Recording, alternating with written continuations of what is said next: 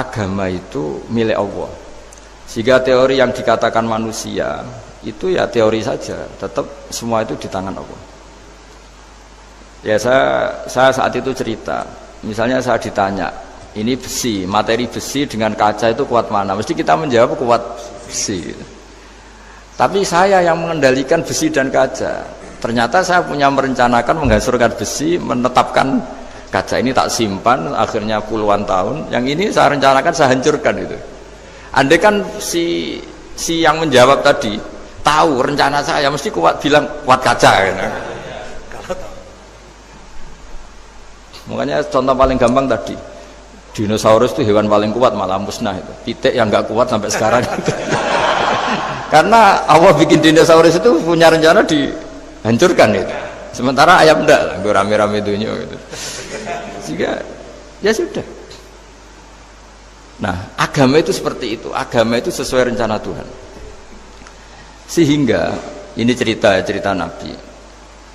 Sehingga Nabi itu kadang nggak tahu bedanya antara sesuatu yang punya data, punya perangkat-perangkat untuk menuju A misalnya, itu nggak tahu bedanya. Jadi kalau Nabi ditanya misalnya gini, onta itu lahir dari betinanya, dari indukannya bisa? Ya bisa. Lahir dari batu, jawabnya ya bisa. Kalau dia seorang Nabi pasti jawab bisa. Kalau Nabi loh ya, bukan direktur mandiri, Nabi, itu mesti jawabnya bisa. Jadi kalau Nabi ditanya, mata air itu keluar dari bumi kedalaman 7 meter, bisa.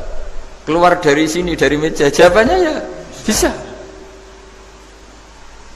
Karena Nabi itu saking dekatnya Allah, tahu betul bahwa perangkat di dunia ini tidak bisa mendikte Allah.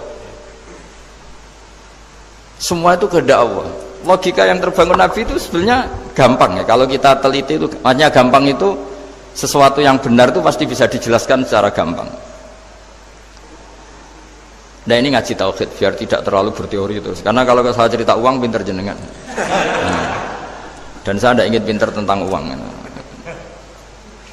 Tak beri contoh. Tidak ini supaya nanti kalau sampean suatu saat meninggal ketemu Mungkar Nakir itu tahu cara menghadapi. Nanti tak warai tekniknya. Tak warai tekniknya. Bocorannya. Bocorannya tadi. Makanya ada cerita agama ini baik sekali. Orang bocorkan ujian nasional itu kriminal, bisa ditangkap Pak Rosidi itu. Tapi agama ini pertanyaan Mungkar Nakir dibocorkan semua kiai, itu nggak ditangkap sama Mungkar Nakir. Harusnya kan rugi karena ini pertanyaan, tapi semua kiai kan sudah membocorkan. Nanti pertanyaannya di kuburan itu man rabbuka, Tuhanmu siapa, agamamu apa? Itu kan sudah dibocorkan, tapi itu nggak dianggap kriminal. Sementara kita sekolah SD, sekolah SMP bocorkan soal itu dianggap kriminal. Padahal kalau harusnya boleh. Maksudnya kalau menuruti teori itu harusnya boleh kan. Wong pertanyaan Mungkar Nakir saja dibocorkan kan. Ada dasarnya kan? Ya tapi kan tidak ada itu. Harusnya boleh. Tapi kan terus jadi nggak ujian kalau dibocorkan itu. Tidak ada itu. Harusnya boleh. Tapi kan terus jadi nggak ujian kalau dibocorkan. Jadi dibocorkan.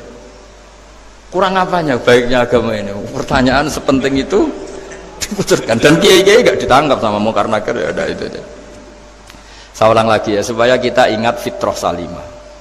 Soal Anda modern monggo lah, tapi saya sebagai kiai akan ngajari kalian tentang fitrah salimah. Jadi kalau kamu itu benar-benar beragama, ini misalnya kertas, ini lempengan baja. Kalau kamu beragama, ya terserah jenengan. Karena bisa saja ya terserah jenengan. Karena bisa saja kertas ini arsip nasional. Baja ini tak niatkan, tak luluhkan, tak hancurkan. Sehingga kalau kita ngomong ya secara materi harus ditambahi, secara materi kuat baja ya Allah. Tapi secara substansi jenengan ya terserah jenengan, monggo. Nah, di sini yang mulai orang lupa itu karena selalu menjawab pasti kuat baja. Kata pasti ini yang akhirnya orang menghilangkan teori beragama. Berdasar logika. Nah akhirnya para nabi, para wali itu ditanya. Saya punya kitab karangannya Abdul Hamid, orang alim. Kitab itu dulu saya ngaji lama sekali, sampai sekarang saya pelajarin. Manusia itu dijebak hukum adat, padahal adat itu ya tidak terlibat. Misalnya kalau ada telur jadi ayam normal gitu. Ya tadi, indukan unta melahirkan unta normal itu, indukan sapi melahirkan sapi normal. Tapi kalau para nabi itu bilang ya nggak normal. Nggak normal artinya tetap ada kekuatan Tuhan. Indukan unta tahu apa tentang unta?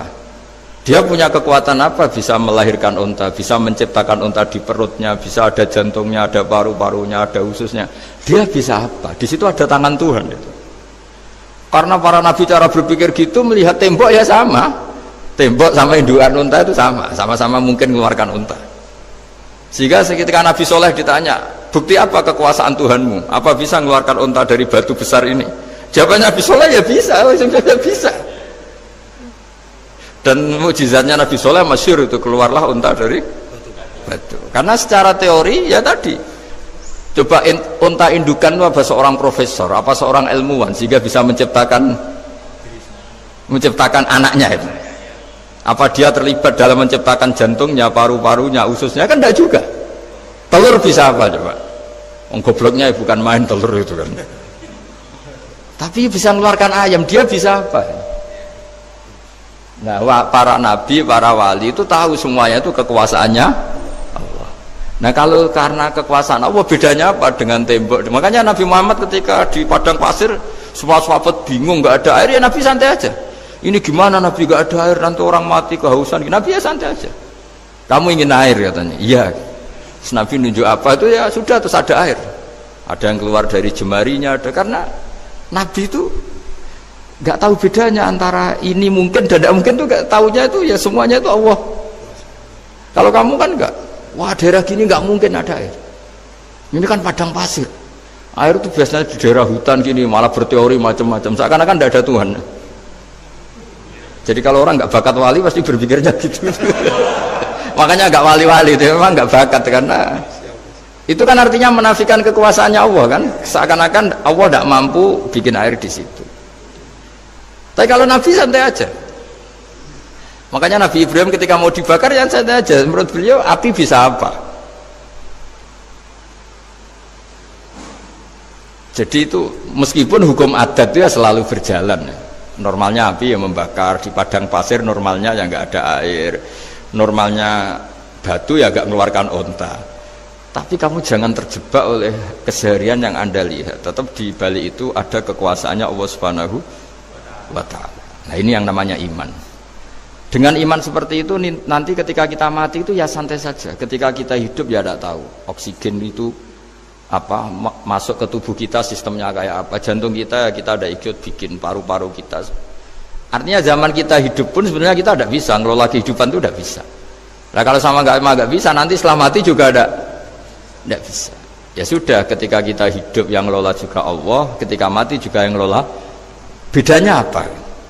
Nah, ini di sini terus kita dilatih inna sholati wa nusuki wa mahyaya wa mamati lillahi rabbil alamin. Tapi kenapa kita ragu terhadap kehidupan setelah kematian? Karena ketika kita hidup seakan-akan kita tahu cara hidup.